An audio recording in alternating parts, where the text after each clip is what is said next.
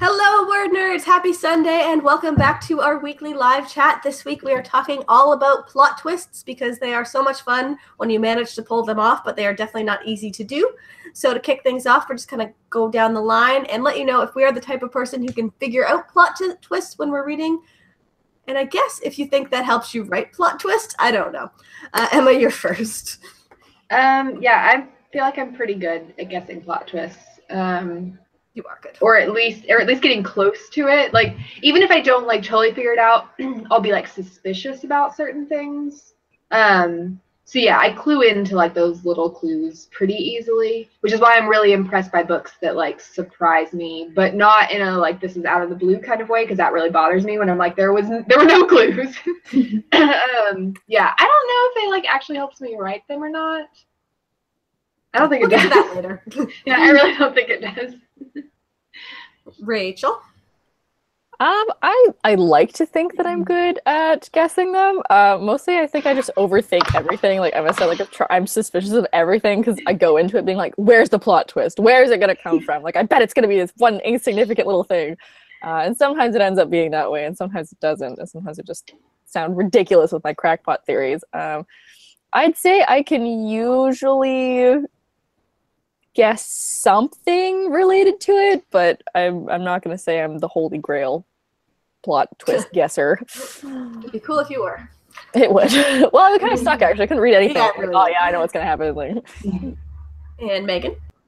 I am real hit or miss with plot twists. Either I am like on it and I know it and haha, you can't pull the wool over my eyes, or just like I 100% don't see it coming. There's no in between for me. I either figure it out or I have no clue up until it's happening.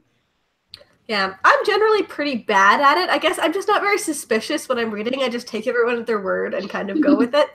Like, there was one I read recently that I did figure it out, and I was kind of disappointed because I know I'm bad at it. So I'm like, was it bad? Like, if I could figure it out, it can't have been that clever. So now I'm judgmental if I do figure it out. So. Well, there are definitely books that, like, when you start it, you're like, oh yeah, that person's not actually gonna be dead. It's totally fine. So, yeah. Yeah. So for the purposes of this chat, we're gonna try to not be too spoilery on things and talk more generally. We will use Harry Potter probably because it's a pretty safe bet for things like if we need examples, it's something you've probably read them by now, and if you haven't, you probably know how the story goes. But if there is anything else we need to spoil, we will give all kinds of disclaimers ahead of time. So we'll plug you just need it. Yeah, or that. So writing plot twists. Have any of you done it? Oh yeah. Yeah. And would you say you've done it well? Decently. Yeah. So yeah. I'm pretty proud of my plot twist. Good.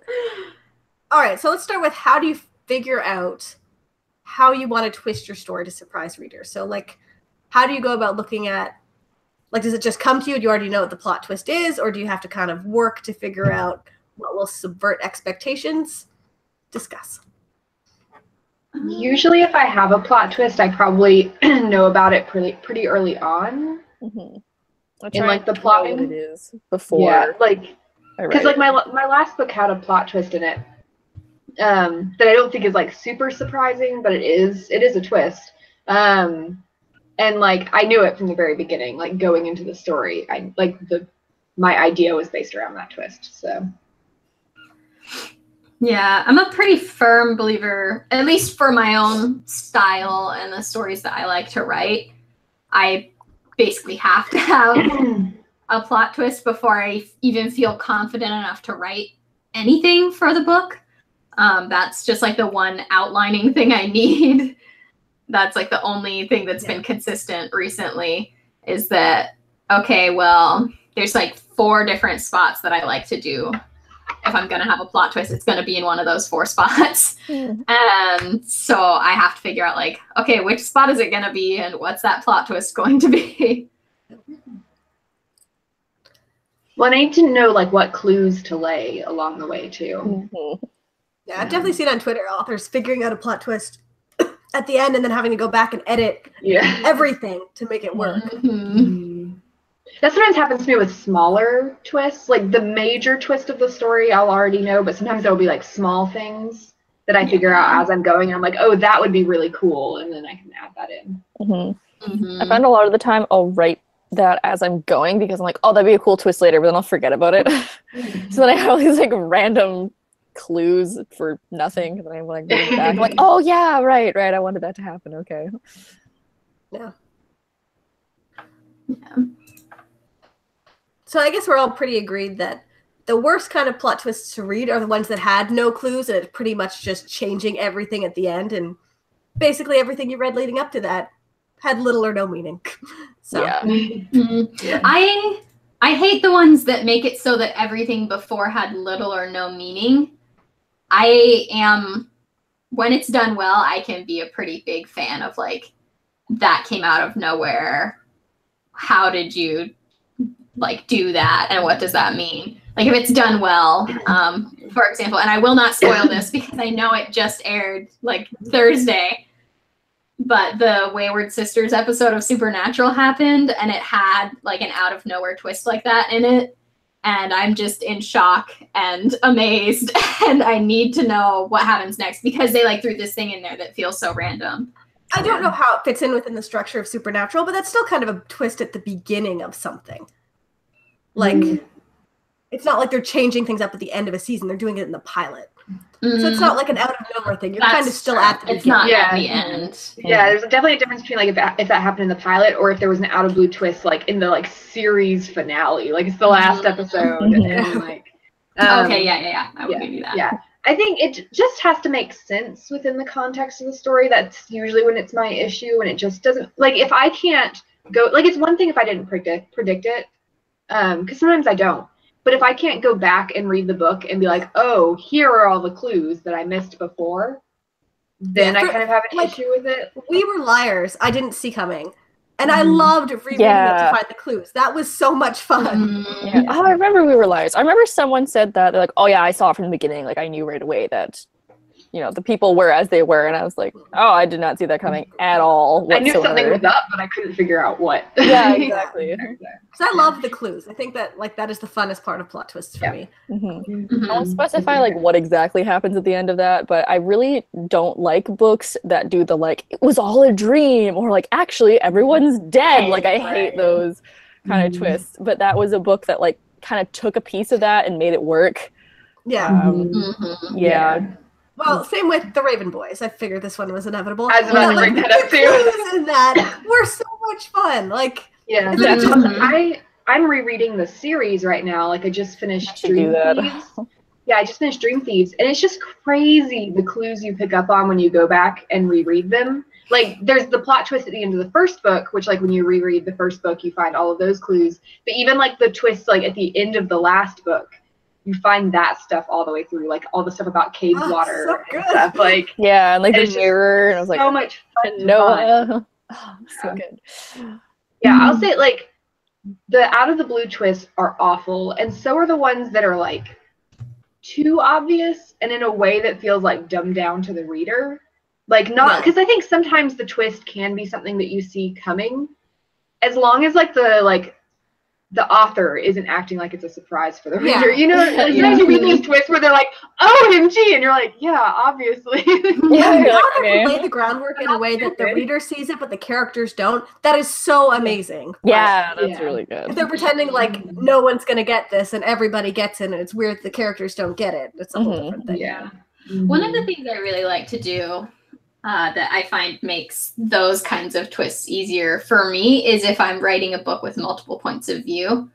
So like one of the characters maybe figures it out around the time you would expect the reader to figure it out, but then like you see them interacting with that other character who doesn't have it figured out. So you get, oh, this is why that character doesn't know. This is why they haven't figured it out yet. It's so fun as the reader feeling like you're on the inside of things. Yeah. I know what's happening here. Yeah, I love when I feel smart at the end, and I'm like, I figured that out. But I want to feel smart, not like you think I'm stupid, you know? Well, there's already been more than one book where I've read where the characters have figured out what the plot twist is going to be before I did, and I always feel like that's super weird because I'm kind of like, you're telling me what the plot twist is going to be. You're not like letting me get there myself. It's this character being like, oh my gosh, that significant thing from like 3 days ago, that must mean this because I see that one random jewel on the floor, and I'm like everyone's gonna die, and I'm kind of like, oh, sure, like, okay, I guess everyone's gonna die now. Oh god, like, yeah, the perfect plot twist is when the reader discovers it like as the character is discovering it. So like, you know, like you're about to turn the page and you're like, oh my god, I just figured it out. Yeah. You know, like figuring it out when it's too late for the characters to do anything differently to prevent the terrible thing that's coming. Yeah, exactly. Actually, one thing I remember talking about this with, I don't even know who, someone about Sarah J. Maas's books, about how some people that I know were like, oh, the plot twists are like so good, and some of them were like, oh, like you could totally see them coming, they never work out, like you can obviously tell when something's going to go wrong. And she writes it especially good. I'm not really sure off the top of my head any other examples, but when the characters know about the plot twist, or they personally are telling themselves that like this event is going to go right, it always goes wrong. But then when the reader doesn't get told what is going to happen, then it always goes right. I guess you're like, oh, I don't know what your plan is. And then he'll just like pull out a bunch of stuff and you're like, oh my gosh, this plot's amazing. But then when they're like, we're going to infiltrate this, we have this in place, we have that person in place, and I got this magic cloak, you're like, oh, something's going to go wrong. Nope. You just know. No, it's not. So that's what I kind of like, how you don't know until it's actually happening. I like those kind of books. I think a way to like help as an author, help make those moments be like more obvious for the readers, I guess, is to really focus on like what clues you are dropping and when. Someone in the discussion mentioned Chekhov's gun. Just like, oh, the idea that if you have a gun in Act 1, it needs to go off in Act 3 or whatever. And so like being very aware of the details that you're choosing to weave into your story. I was noticing this, actually, I'm listening to the second Harry Potter audiobook for next week's live chat. And in the second book, she introduces the vanishing cabinet. Like, what the heck? Not just that, she introduces both of them. Like, you see one in the store and one at the school. Like, she was like, it blows my mind. How she does. And also the cursed necklace was in that same chapter. That she like laid all these things out for herself to use later. Yeah, that's kind of if you can do it like that, you're doing it right. Yeah. I also think sometimes there's like a balance to be found with things like that between like having objects or people or theories or whatever that are red herrings and having things that feel pointless. Like, because sometimes something will be introduced early in a story that never is important. And you're like, why was this here? I don't understand. But if you can do it right, you can make it so that it's something that misleads the reader. But it still has to be important in some way. Like, it can't just be like, oh, there was a random gun in the house and that was never important, you know? Yeah. Actually, I remember from, like Lemony Snicket in the series of Fortunate Events, I remember I'm pretty sure it's The Vile Village, he talks about red herrings because there's like poems that lead the kids to think that their friends are they're hidden in the town. And the way that it's portrayed is that they're inside of this red herring statue, but they're not. They're inside of this other bird statue, and well, spoilers for that series. And I remember that because he actually points out like, oh, this is in writing. It's called a red herring, like kind of thing with that snarky Lemony Snicket humor that he does. But like that was such a good way because the way that it was, you could definitely see the characters being like, oh, this has to mean this. So even as a reader, you can be like, but does it mean that? Like, you're not entirely sure until the end when they're like, oh my gosh, it's not. And then you're like, oh my gosh, it's not. And then you have to freak out a little bit. Yeah. And I think a good way to do that is embedding a lot of small details in something different, action-packed that's going on. For example, in Harry Potter again, the sixth one, where they go into the room of requirement and they're trying to find a place to hide the Half-Blood Prince's book or whatever because it's dangerous. You've got this description of all these things in there, and they're looking for a place to hide this book because they can't use it anymore. And they look, and there's like this crazy tower of chairs, and there's this bust with a diadem on it, and there's this, and they put it behind the bust. And then in the very next book, it's like, oh, look where it was. We just didn't notice because we were so focused on getting the book out of there, and we didn't know that was going to be a goal that we needed later. Well, and also I remember in the 6th Harry Potter book, at the end when you find out that the locket is fake, and that RAB took it, like, fans figured out that it was Regulus Black because when you went back and reread the 5th book, when Harry was in Grimmauld Place at the beginning and they were cleaning out rooms, there's like a list of weird items that they find. Like, it's like, oh, they find these robes that try to strangle them, and this other thing that does this thing, and a locket that won't open. Like, it's one of the things that just is like randomly thrown in as like a random detail, just like all the other things are random details, and it ended up being important later on. Yeah. We had a question. Oh, were you saying something? Sorry. No, go ahead. We had a question from Tesla Rodriguez. Does every book have to have a plot twist? And if yes, like, how do you know when the proper moment is for that plot twist? It definitely doesn't always have to be a big surprise. Like, you don't have to, like, turn the whole story on its head every time. But things should change for your readers. They should learn new information towards the end of your story. So there should always be, like, a turn, at least, in your plot, but it doesn't always have to be, like, a full, big, surprising twist.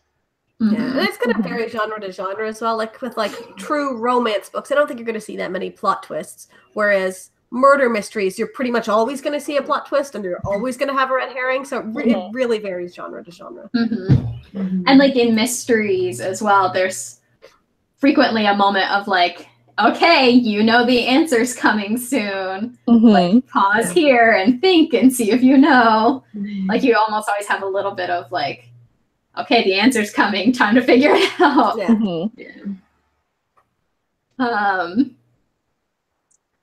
As for figuring out the proper moment for a plot twist, it varies from story to story. Again, that's not very helpful. But I think I would put it in when your character has almost reached their goal. Like, it's right there, and that's the time. And it doesn't even have to be like a giant, you know, like, we're going to save the world, and then, like, aliens come in. It could just be like, oh, you know, I'm going to get the guy, and then, you know, oh, surprise, he's an elf, or I don't know. Or, like, his family sucks, or, like, something like that. And then you're like, oh, okay, never mind. Like, let's just, you know, let's do something else. It also depends on the twist and how big it is. Because something that I enjoy sometimes in stories is when the writer subverts my expectations by putting the twist earlier than I expected. Like, if it's a really obvious one. I was just thinking of something that does this. No. In 1,000 Pieces of You by Claudia Gray. This is, like, minor spoiler because, like I said, it happens at the beginning of the book, or early on in the book. But you start it, and, like, the whole premise of the book is, like, oh, this guy, Paul, has killed the main character's dad, and she's going off chasing him. And, like, I feel like the really obvious twist is, like, oh, it's going to turn out it wasn't Paul. And so I was expecting to go through the whole book being like, okay, it wasn't Paul, and then have it revealed at the end. And like, I'd have to roll my eyes. But she reveals it really early in the story. Yeah, it's so you can get other twists later on. It's really early. I love that. So if it's kind of like a cliched twist, especially, I think it can be really good to do it in the beginning because your readers aren't always expecting that. They're like, oh, it's going to be this big cliche at the end, whatever. Yeah. You almost wonder if sometimes it's just a matter of, like, you just can't explain that in a blurb. Like, yes, this is what the story's about, but setting it up this way is just too much work. So, things to look out for, like Rachel was saying, like, any really high highs or any really low lows. Like, your character thinks they have won, now hit them with something crazy, or, like, your character thinks it literally cannot get any worse, and you show them how it can. Yeah. Well, I'm trying to think. The book that I think really impressed me lately is The Empress by S.J. Kincaid, and it's the sequel to The Diabolic. And that, like, The Diabolic was super good, and The Empress just knocked it out of the water. There's like 8 plot twists in that book. It was so good. And then, like, you just keep getting hit with plot twists. And I was like, how is she doing that? Because she twists it so that you're like, okay, you know, this didn't happen, but this happened. Okay, you know, I get it. But then, oh, surprise, it didn't actually happen. Or, you know, now we're going to, again, go back to this place that's insignificant, and it's going to be really significant. But then we think we figured it out, and then we go back, and then, like, this whole thing happens to be a ruse, and, like, that kind of thing, where it kept getting twisted, and I just kept being like, oh, this is going to be the last time it twists. And then she just throws in something else, and you're like, how are you doing that? Oh, it was so good. It was such high stakes, very fast. Mm-hmm. Yeah, I think it's just like, I kept being like, this is as bad as it's gonna get, and then it just never ended. Yeah. I think a lot of times for your big twist, you'll have like 2 kinds of twists, and like one of them is something that your character needs to learn right before the climax because they need that information, or it's going to spur them into the climax. Like if they learn like that the person they thought was the bad person wasn't, or something like that. And also there's sometimes those plot twists that will come like towards the end of the climactic scene. It just kind of depends on if your character's going to need that information for the climax or not, basically. Mm-hmm. So I'm thinking of like the twist at the end of Crown of Midnight. We were just talking about Sarah J. Maas. I think that comes like kind of towards the end or like during the climax of the story. Yeah. Right, I actually just think I finished reading The Cruel Prince by Hallie Black, and I have some feelings on it. But the thing with that one, with the plot twist, came right at the very, very end, where again you're like, okay, everything's going according to plan. Like, I get it. Like, all right, you know, this thing just happened. Like, okay, I kind of saw that coming. Like, of course, you know, you're gonna win this, you're gonna lose that. But then, like, literally, as it's wrapping up, she throws in one more thing, and that is really good for increasing series. Yeah. Or if you're gonna like go into the second book, it's just right at the end when your reader's like, oh, okay, this is nice, and like, once we're done, you're like, oh, you're not done. Yeah, because like I said, sometimes like the climax is going to be something that gets revealed before the plot twist is going to be something that gets revealed before the climax because your character needs to know it, and sometimes it's something that like the climax is going to reveal this plot twist, like the events that happen, they're going to find something out at the end. So yeah, like it's going to reveal a new problem or something like that. Yeah, we had Kayla in the discussion section said plot twists can also help if you want a second book to write.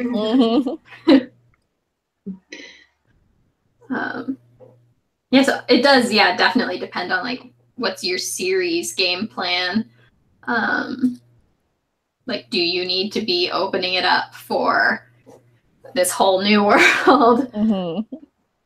Yeah, and that's where you're looking at things like Harry Potter or the Raven Boys, and you really have to wonder, like, how thoroughly did they figure this out beforehand versus... Because I can't imagine just winging it and getting that level of, like, clues and stuff.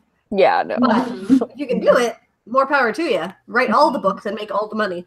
But... I think it's also a difference between, like, leaving clues that are eventually going to help you and then just picking something randomly, being like, oh, this was actually really important, like, plot twist, you know, oh, now I'm running a series. You're like, okay, it's like, I think you have to lay it well enough. I don't know. I almost wonder if in some cases Harry Potter had that, of like she had so many things to choose from, of like, I could make this cool. Like that she picked one thing that was mentioned, not so much the room of requirement one, instead of another thing, kind of like anything can be magical and have a huge history that, like, if she found she needed something later on that she hadn't worked in, she could have found things to use. That's what I was thinking with the second book, where it was like she put the 2 cabinets, so like she must have known she was going to need those to get into Hogwarts, but the cursed necklace, like she was just listing off sketchy things in a shop. She could have looked back and been like, hey, look at this great opal necklace. I'm just going to use this. Yeah, possibly. Well, I think it kind of works a little bit better with like fantasy or magic stuff because it is just a world full of random magical stuff. So you can just be like, oh, actually, that was a lost diadem from 1,000 years ago, and you're going to need that. Like, you can kind of make it work. Or even in fantasy, like, oh, surprise, you know, this person's like a princess from some country. And then you're like, oh, okay, I guess we're going to go to war. So like that helps build that a little bit more than like the real world, because what's your plot twist there? Like, actually, you don't get this job. Sucks to be you. Like that kind of. Yeah, I'm trying to think now of contemporaries that had plot twists. Right, I'm trying to think too. Really put me out of the water. I like the reveal in Simon versus the I was about to say that. We won't spoil that one because the movie is coming out. Yeah, movie looks You so should good. definitely read it. It looks so good. I think that one is so great because the book makes you guess every possibility. I like ones that do that, where like you guess everything. So like you get it right because you guess so many things. Like every boy that comes onto the page, I'm like, is it you? Yeah, exactly. Yeah, it does a really great job though of like leaving little clues to who it actually is. And she makes great use of red herrings. There was one in that book that I was like miserable for a little bit because I thought that was what it was going to be. Same. I think about it all the time. I'm so excited for that movie. Plot twist in contemporary. Everything. Yeah. Which there is mixed opinion on that plot. Yeah, I felt kind of about that one. I didn't like it. So, but I felt like it was an easy way out. In a way. Like, Well, also, I'm just trying to think, like, that one is, I'm going to say that most people know what that twist is, and I'm just going to, I'll pull up a spoiler hand or something. So, close your ears, keep your headphones out. I'll put my hand down. Spoiler for everything. Yes. So it ends up that she's not actually sick, the mom's just, like, making stuff up.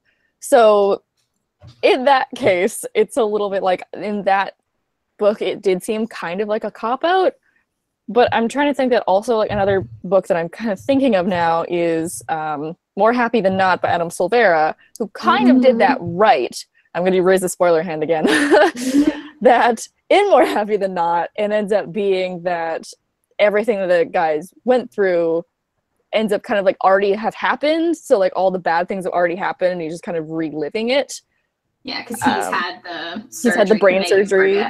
Yeah, so he's kind of, like, that was a really good one. So in that case, I think that was like a stereotypical, like, it was all a dream, or like everyone's dead, kind of like it was one of. No, it's fine. You can put it back on. No, I'm just saying, like, in those typical, like, oh, you know, everything wasn't really real, like in the, like, one of those kind of twists. Adam Silvera kind of pulled it off. Well, I think Nicola Yoon, maybe the way that she wrote it, it didn't come across as maybe as spectacular as she thought it was going to be. More Happy Than Not is almost not a contemporary. It's more of like a near sci-fi. Yeah, like Adam Silvera's books kind of straddle that line. Yeah. I personally just put it in the contemporaries. But yeah, give me contemporary feels. Yeah, exactly. Yeah. It's near future-ish. There was another one. One that I think is interesting, and I don't know if a lot of people have read this, but Alex Approximately, it's by Jen Bennett. It came out last year. And its plot twist is surprising to the main character. It's one of those things where, and you can see how she wouldn't know. But just if you know, like, conventions of, like, stories, and if you know the plot of, like, You've Got Mail, then it's really, really obvious because it's a very conventional trope. And so I think it's really interesting that actually the plot twist is in, like, the inside flap description of the book. Oh, really? Even though it's like the character doesn't find out till towards the end. They, like, obviously knew, like, readers are going to realize what's really going on. And so it's actually, like, they're not going to insult readers. They just put it on the inside flap. Which I thought was really interesting. I was like, wow, I didn't care about this being a surprise. Yeah. The same with, like, Geekerella, where they made the choice point of view. Instead of just making you wait to find out who the Prince Charming is. Yeah, exactly. It was definitely more fun that way, too. Definitely. Well, you see, those are ones where they don't assume that the reader's going to be stupid. Like, they're just like, here it is, like, have fun with it. I would like the character, but we get that you know. I probably wouldn't have guessed it, and I would have been a little like, come on, really, if I hadn't known it. I'm like, that's who it is? Sure. That's the thing, is it becomes like a cliche if, like, you act like your readers aren't going to know. So I have a question about this. Like, how do we write plot twists well where, like, the reader might know, but the main character doesn't? Like, how do you make it not look like the character is foolish for not realizing things in those kinds of cases where it is like a bigger, possibly more cliche plot twist. I Like you said, multiple point of views it. definitely helps. I put blinders on my main character of like they want something so bad that it's kind of like they're like not thinking about it because they're so focused on something else. Or they have misconceptions about the person or the situation or whatever, and so because they have like some sort of prejudice or bias or something, they can't. A fun new example has popped up of Pride and Prejudice. Pride and Prejudice. And also, like, I think like there are things that like I think we can accept that the character wouldn't get it because they don't realize they're in a story, you know? Yeah. In real life, if you were like, you know, emailing back and forth with some person and you had a crush on them, and then you met a person in real life that you couldn't stand, you wouldn't be like, ooh, I wonder if this is going to be like You've Got Mail and it's really going to be this. Because it's your life, you know? So, like, as the person, you wouldn't expect it, but as a reader, you do because you know how stories work. Mm-hmm. Yeah. I think just being aware that your readers have probably read other books or watched movies or watched TV shows, and they have a sense of storytelling. Yeah. Mm-hmm.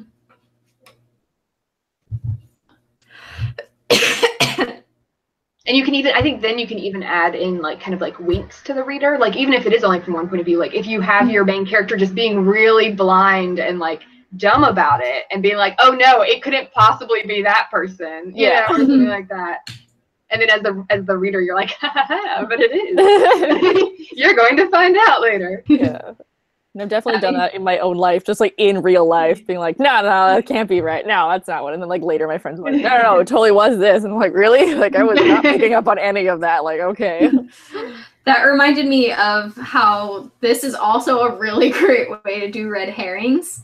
There is an episode of Parks and Recreation where Andy suspects that someone is pregnant because he's found a pregnancy test at this cabin that they were all staying at.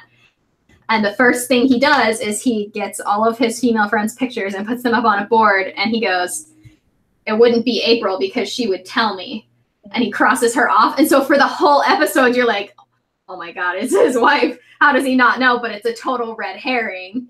And they just totally threw you off because he was right. Like his wife would tell him. But you think because he's so confident that it couldn't possibly be that one. I love that. I just watched that episode recently. I love Parks and Rec so much. So good. I think TV is a great place to go for learning about plot twists because so many TV shows do it well. I just watched the whole first season of Broadchurch, which is like a British crime drama thing. Like there's a murder in the like a child is murdered at the beginning of the very first episode, and then they spend the whole first season trying to figure out who did it. And it's so well done because I knew the whole time that it wasn't going to be any of the obvious people, right? Like I knew that if they brought someone in for questioning in like if they thought it was a certain person in episode 3, that it wouldn't be that person because it was too early. Yeah. But it still managed to surprise me. It was still not like anyone I would have ever expected it to be. So definitely watch. Well, that's the thing with watching any like crime dramas or like procedural shows. You know, the suspect that they bring in at the like 25-minute mark is like there's still too much episode left. It's definitely not them. Like, or if it is them, they're going to think it's somebody else and then come back. I like when that happens too, though, and it's like it was the very first person, but they like dismissed it for some reason. Yeah. Well, I was actually reading a kind of true crime mystery investigation novel, and even the author, well, because the main character is an investigator, so the way that she thinks is about that too, and she works on missing children's cases, and the way that the character talks about it in there is like, oh, it's not necessarily like, you know, the uncle all the time, or it's not necessarily the teacher all the time, but it's that person that you went to the hairdressers and that one hairdresser in the corner smiled at you a little bit too long. So you go through them, and then once you're there, you find a criminal record, and then through that you find, you know, A, B, and C. And so like that kind of thing where it's just like those people that you don't always expect, or it's like, oh, it's the janitor that he always said hello to in the morning. And, you know, once you look up that, you look up the blueprints of the school and you find that there's a hidden cabinet, and, you know, that's where the torture chamber was, or like whatever. That's so like that kind of thing is like those smaller hints that and when like people aren't going to be obvious, but like, oh man, I'm the one that's over here, like, you know, murdering people. Like they're not just going to be going around saying that. And also when it's something involving a crime, and Broadchurch does this, I like when it's the person who doesn't have an obvious motive. Like, you're always going to have a few characters that you're like, oh, they have a really obvious reason they would have committed this crime. But a lot of times it's the person who's like hiding, like their motive is hidden too, so their motive is a surprise as well. Because in Broadchurch, when you find out who did it, I still was like, but why? Then you found out why, and that was like a whole extra level of like a twist. So, like on The Office, when they do a murder mystery and Dwight figures out the murderer because it's the person he most medium suspects. The person you're just not even paying attention to. Yeah. Yeah. We somehow got on a whole like crime show tangent. But, this is so important, people. Also, not a crime show, but if you want to learn about twists, definitely watch The Good Place. I know we have recommended this a million times, but watch The Good Place because it does such a good job. I feel like it's a spoiler to even say there's a twist, but you should definitely watch it if you want to know about it. I don't watch any television shows, so like you guys can go on as much as you want. No. This one, it's great. If you want to know about plot twists, just watch The Good Place. There's a lot of twists. Okay. Masterfully done. There's 2 seasons. If you just want to know about storytelling, watch The Good Place. No, okay. It's basically just a course in storytelling. It's a good example of like not holding back all of your good twists of like things happen faster than you think. Like you think you're gonna have to wait all season for the characters to figure stuff out. Like, oh no, we're doing this now, and then they move on to something new. Yes. Okay. That's like another great example of that, of like doing your twists early in the story. Mm-hmm. I think Shonda Rhimes has said something about doing that with her writing as well. It's like, if you have an idea, we're not going to wait. We're just going to do this now and then come up with a new idea later. Like, I think sometimes the longer, especially in like TV, the longer you go trying to hold off the twist, the more obvious it gets, to a point where your readers are like, come on already, just do the twist. We all know. And so if you can do it early, you can, surprise them more. Yeah. This is something that I think is much easier to do when you're pantsing, which is nice because for me there aren't very many things that are easier when I'm pantsing. Life is just generally harder. But that is one thing, like, I never feel boxed in by like, oh, but plot twist isn't supposed to happen until the halfway mark, so what do I do to fill in this space? Like, you can just throw it all away and like do the plot twist right now and keep going. And it's a great way to keep the pacing strong. Yeah, because you might find out that you have an even bigger twist to do later. And that is go ahead and do it now. Best feeling in the world. So like that twist that you were going to do later that you've done earlier is actually going to lead you to something else. That's really great.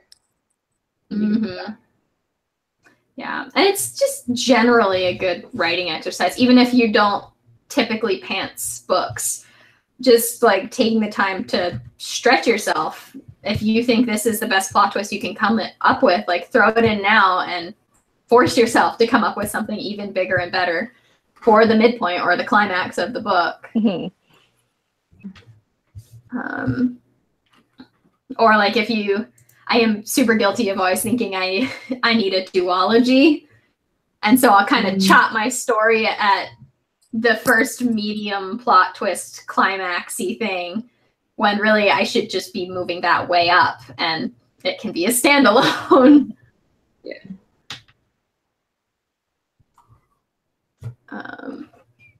Andrew Walker said Shonda Rhimes is the most frustrating TV writer because she twists everything you hold dear.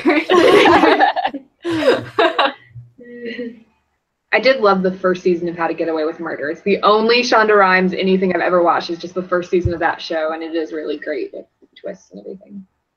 In the discussion, Tesla said, I love the plot twist where the villain seems to be acting like villains, but turns out not to be a villain like villain, and is actually on team good guy. I love that as Those well. are good ones. Yeah, that is my favorite. Possibly. Or team good guy who is actually like super villain. Oh yeah, love those ones too. I still love when like, there's like the super bad guy, but then you find out there's like an even worse one. Yeah, they're like, oh god. When you're like, this person's the ultimate, and then you find out they're actually not that bad compared to somebody else. Yeah, that's a plot twist that I feel like in general, unless you have a sequel, like it needs to happen around the midpoint at a minimum. I don't know the word I'm looking for, but it needs to happen earlier. Yeah. It's like it either has to happen, around the midpoint, so that you can set up the climax for the bigger bad, or it has to be at the end of a book where there's going to be a sequel. We have a question from N. Griswold. What is your favorite plot twist that you've written, if you're okay spoiling one of your stories?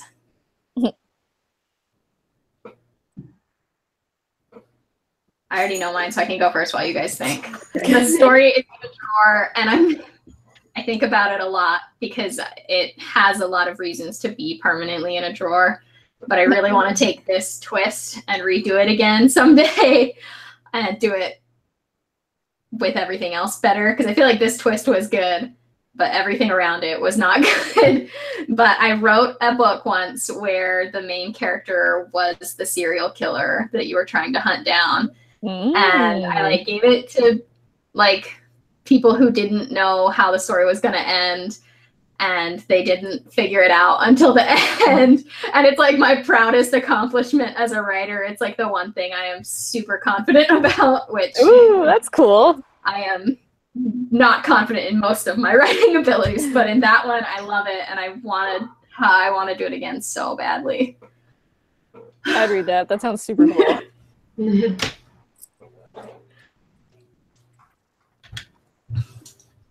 Anyone else got a twist they liked? Not enough. Yeah.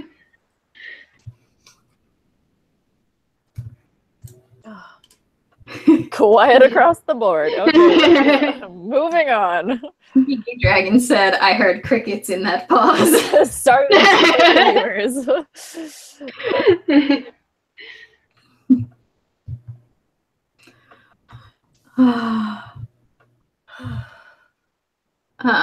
Monique said in the discussion section, sometimes plot twists can be used for humor too, like in Thor Ragnarok, which I love a good plot twist in something that is primarily a comedy or like an action comedy. I thought Thor Ragnarok was so great at that. Yeah, it's so good in so many ways. Yes.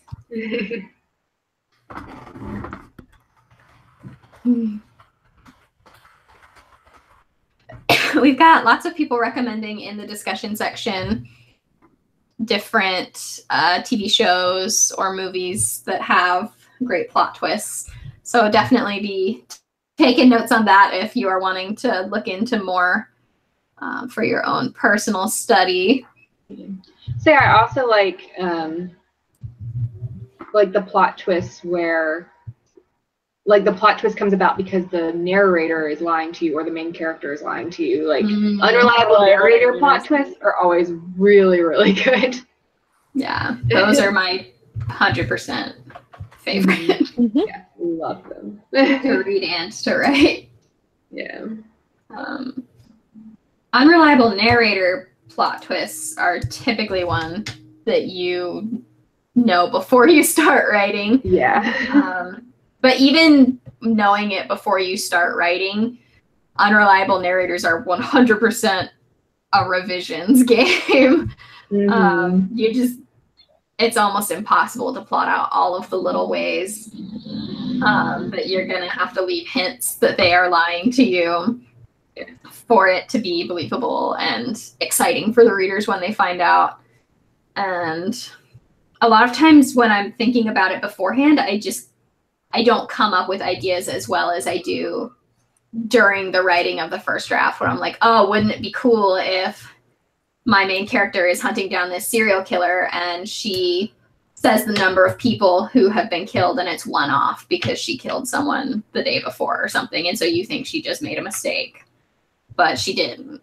And little things like that you just don't think of until you're writing it.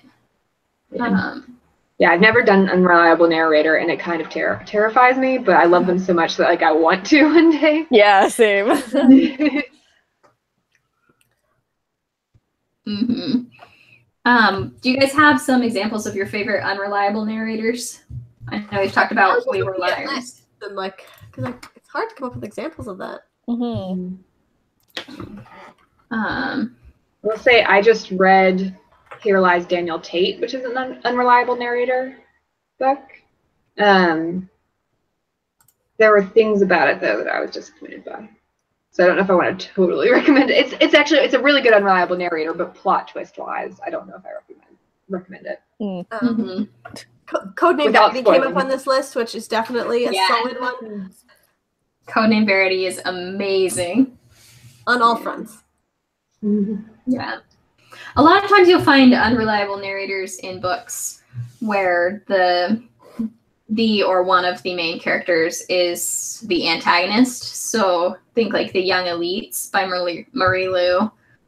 You've got one of your more villainous characters is the main character in that book. And so you kind of have to look at it like, okay, well, but you are the villain, so you're kind of dark. Maybe what you think is right is not.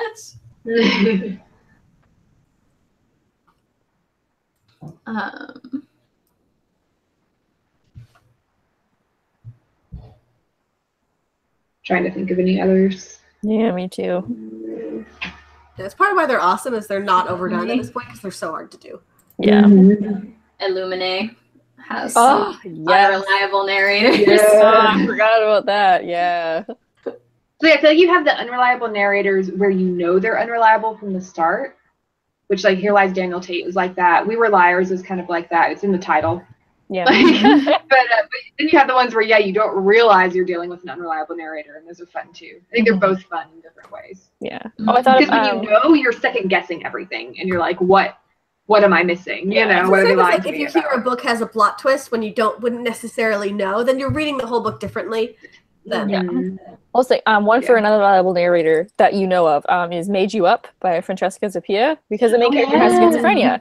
So you're like, is this true? Is this actually a thing? Yes, maybe. Yeah, you second guess everything. Yeah.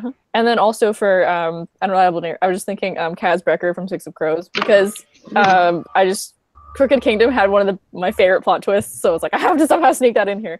But I like it because Kaz is just awful, and so I just keep expecting it to be like, oh, he's not that bad, and then you're like, yeah, he's that bad. Or like, oh no, he wouldn't do like that much planning, and then he does do that much planning, and you're like, oh damn, okay. One of the great things that Made You Up, I'm glad you mentioned that one, is that like some of the twists are like things that you thought weren't real are real. Yeah, you know, exactly. That's there's like one thing in particular that the whole time you're like, oh yeah, this is just like something she's hallucinating, and then it like is a real thing, and you're like, oh my god. Oh no, that's not really. Never mind. Sorry. We had a question. Trying to find it again, but it was basically, how do you? Oh, here it is. What's your thoughts on keeping a balance between like a crazy plot twist and keeping it believable so it's like not too far out there? It definitely has to fall within like the rules of your world and the characters that you set up.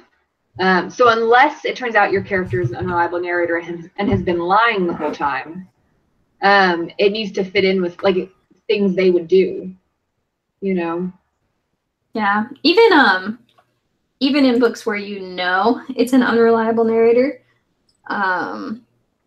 you need to make sure that the genre is known up front. So, for example, I'm going to name this book because I think if I had known going in that it was going to be a paranormal, it would have 100% changed my experience. But I was at the library several years ago, and I saw a book called Liar by Justine Larbelestier, and I picked it up and I was like, oh, this book, the main character is a liar. This is great. This sounds exactly like what I want. And it was set in the real world. And spoilers for this older book. If you don't want to know what happens, if it's on your TBR right now, halfway point of the book, you find out she's been lying to you and she's a werewolf. What? And there was nothing on the book that would make me think it wasn't a contemporary. And so for me personally, like, I think looking it up even on Goodreads and stuff, if I had just done that, I would have known it was paranormal and my expectations would have been different and the plot twist would have gone differently, but not knowing and thinking it was going to be a contemporary, and then suddenly there are werewolves. Like, it didn't work for me 100%. I like put the book down and just like glared at it for a few hours before I could even consider finishing it, because it was so like, this is not what I signed up for. Yeah. Especially since that happens halfway through the book, so you have to read half of a paranormal book that you weren't expecting. Yeah. One thing, like, slight spoiler for We Were Liars, if you haven't read that yet, like, it kind of has a little bit of a genre-defying plot twist, but it happens at the end, you know, and I think it's light enough that it still works within the story. It's not like, suddenly there are werewolves. Yeah. Yeah. Surprise! A big part of why that plot twist works. Mm-hmm. Didn't think this is what I was reading. I think they've even like changed the cover and stuff since I picked it up. And so like there are a lot of signs that would be there now that weren't there, which is why I like feel bad that I hated it the first time I read it, but it was just that it wasn't what I was expecting. And like, if I had known it was going to be paranormal, that plot twist could have been so like, wow, amazing. Actually, I was just thinking just thinking of Alice O'Hara again. Like, another good representation of an unreliable narrator is Griffin from History Is All You Left Me, because he's not necessarily, like, when I was thinking, I was like, I don't really think he counts, but I think he kind of does count, because he's written in a way that is real, because he's grieving. So the way that he remembers things are very different than how they actually happened. I think that's kind of good, because as you're going, I mean, the whole thing to that is that his boyfriend dies and he's trying to reconnect with other people again. And so he's thinking about all these wonderful things and how in love they were and like all the good times. But then as the book keeps going on, you kind of he starts to remember things that really weren't all that good. And then you're like, wow, like your ex-boyfriend really wasn't that good of a person.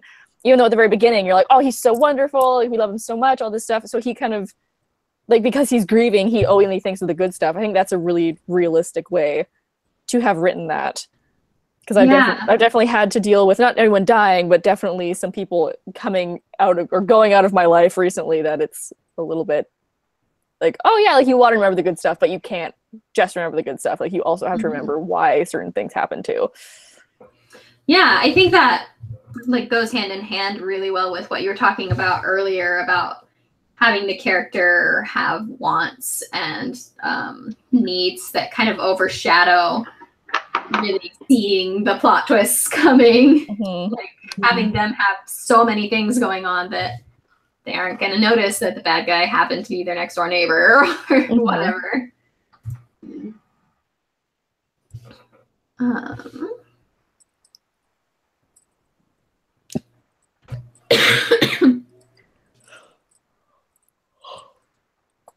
There was something else I wanted to reference. What it was. I also think, well, so like one last answer about the whole how do you make sure it doesn't totally come out of the blue. I think part of why that can be hard as a writer, that or making it too obvious, like finding that balance can be difficult because you know what the plot twist is. And so like for you, like it is obvious, like why wouldn't you see it coming? And that's totally where beta readers are going to come in. Like that's an important thing we haven't mentioned. Like make sure you have people read it who don't know what your twist is going to be and see like what they say. It's real easy to adjust once you know what the problem is. And sometimes when you have been writing this mystery or this high fantasy with crazy plot twists or whatever, it's really hard to tell if you have struck the right balance. And someone else could easily look at it and be like, oh, this is too random, or oh, this is way too obvious. And at that point, it's pretty easy to sneak in hints here and there or to pull some of them out.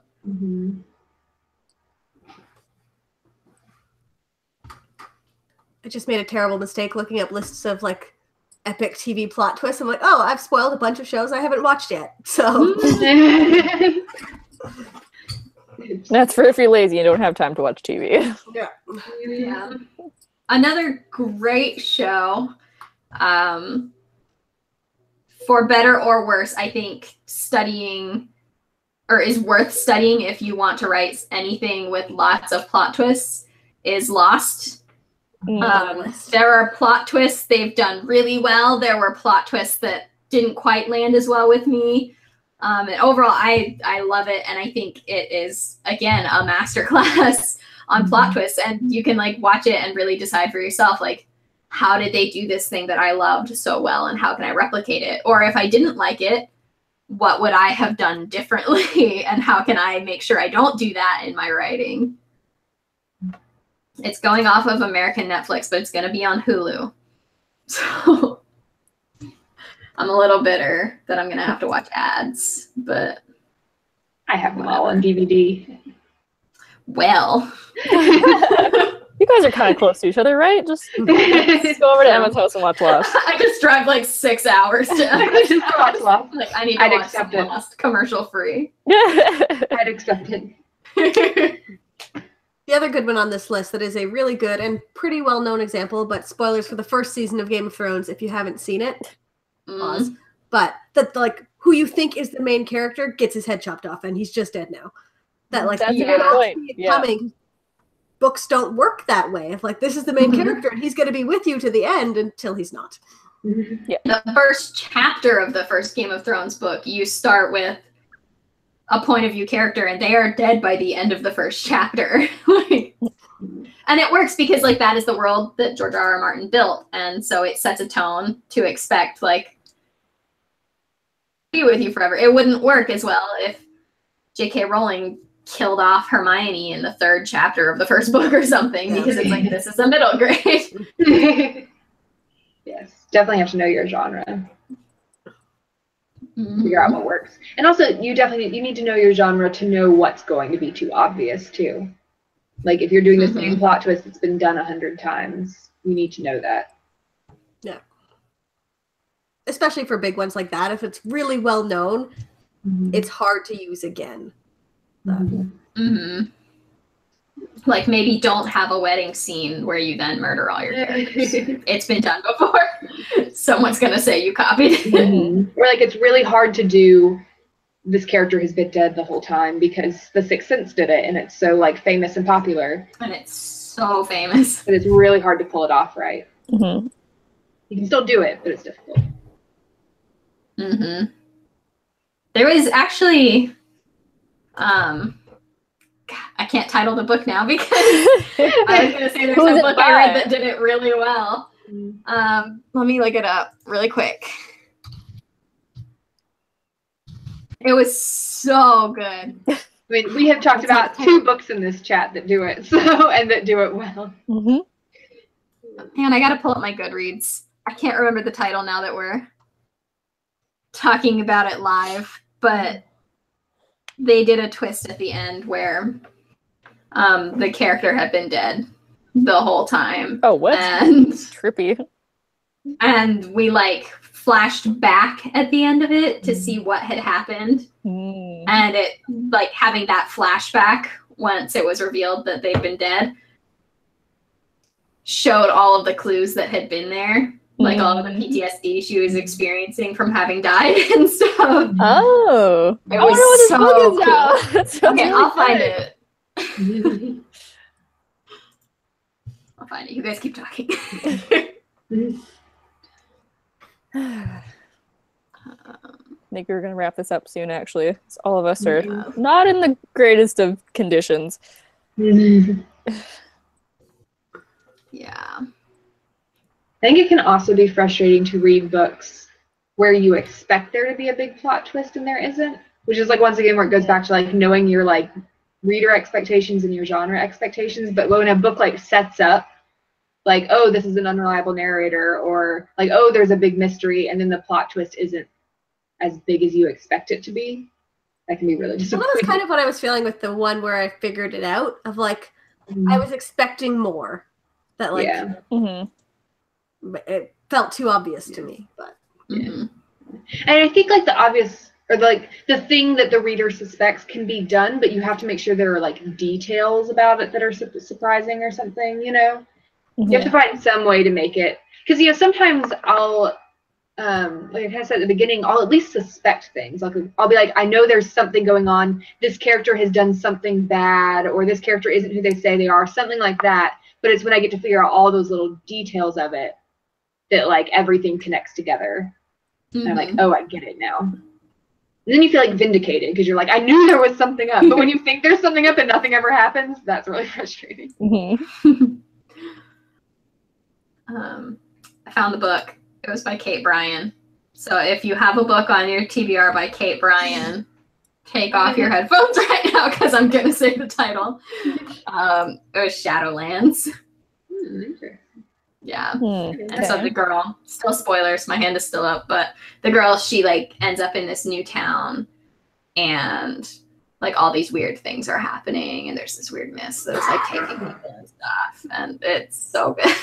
It's been a really long time since I read that. Wow. Now I want to reread it. Yeah, now I'm curious. Knowing the spoiler makes it sound worth reading. Mm-hmm. It'd also save me rereading it, knowing it ahead of time. Mm-hmm. Yeah. And it has sequels that I never got to because sequels take a year at least to come out and fall under rugs and stuff. So I need to reread it. See what's in the sequels. Pretty covers. Yeah, beautiful covers. Reading the description of book 2, I'm just really confused now. Because it sounds like she's alive. Yeah. Looking it up right now. It's one of those like Oh, okay. Now I read someone's review. people persist after death. Okay, I get it now.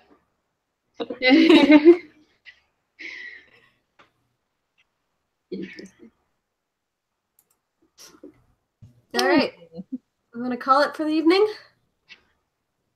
I think so. Yeah, let's do it. Talking for a while. I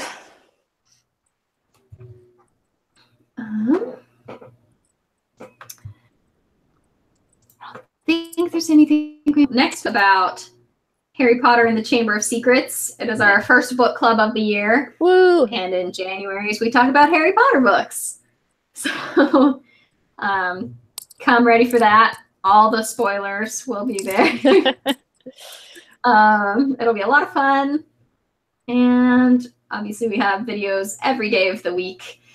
So hopefully you'll stick around for those too. Does anyone have any last minute thoughts on plot twists? Watch The Good Place. Yes. That is a great final thought. That's just going to be my final thought in every live chat from now on. It's our new catchphrase and tagline and all of it. Perfect. Yeah. Just watch it. All right. On that note, we'll see you guys next week. Watch The Good Place. Bye. Bye.